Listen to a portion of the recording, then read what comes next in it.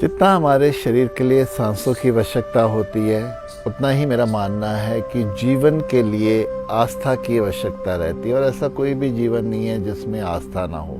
बड़े से बड़ा नास्तिक भी क्यों ना हो, उसके जीवन में भी किसी न किसी के प्रति तो आस्था रहती ही है, चाहे वो व्यक्ति हो या ईश्वर हो। जब उसके जीवन में परेशानियाँ आती हैं, दुख आते हैं, तो कहीं ना कहीं उसकी भी आस्था ईश्वर के प्रति जगती ही जगती है। और ये स्वाभाविक भी है, ये होना भी चाहिए, क्योंकि बिना आस्था के मैंने देखा है कि जीवन में हम अहंकार को ही अपने बढ़ावा देते हैं। जब हम ईश्वर को साथ लेके चलते हैं तभी तो कोई हो जिसको हम अपनी गलतियों को, अपनी प्रॉब्लम्स को, अपने दुखों को हम समर्पित कर सकें। क्योंकि जीवन तो एक ना एक जगह जाकर थकने लगता है, ये अपने आप में ये एहसास कराने लगता है कि मैं अकेला अपने जीवन को बहुत आगे तक नहीं ले जा सकता, तो मुझे किसी साथ की आवश्यकता पड़ती ही है। तो ये आस्था तब ईश्वर के प्रति हमारी और बढ़ती चली जाती है। और मेरा मानना है कि अगर इस आस्था को हम और ज़्यादा अपने भीतर गहराई में ले जाते हैं तो फिर ये ध्यान और ज्ञान हमारे भीतर और गहरा पनपने लगता है।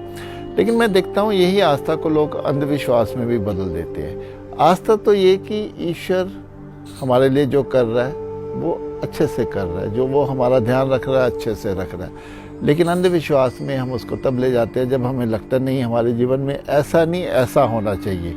तब हम अपनी इच्छा के अनुसार, अपनी ज़िद के, अपनी चाहत के अनुसार जब हम अपने जीवन में बदलाव करना चाहते हैं, तब हम अंधविश्वासों का सहारा लेने लगते हैं। और हमें लगता है कि ऐसे ईश्वर पर दबाव डालकर हम अपनी बात मनवा सकते हैं, लेकिन ये गलत है।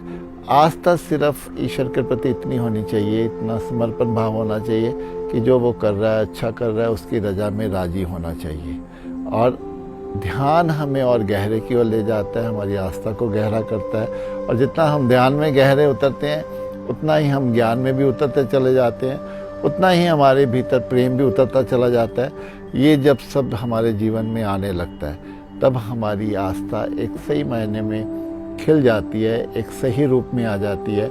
फिर हम अपनी पहचान को मिटा देते हैं, अपने को समर्पित कर देते हैं, सरेंडर कर देते हैं। और फिर हम मानते हैं कि हमारे भीतर अब वो रह गया, हमारी कोई भी पहचान नहीं, हमारी कोई भी वजूद नहीं, और जो कुछ है वो सब यहाँ पर ईश्वर ही ईश्वर है।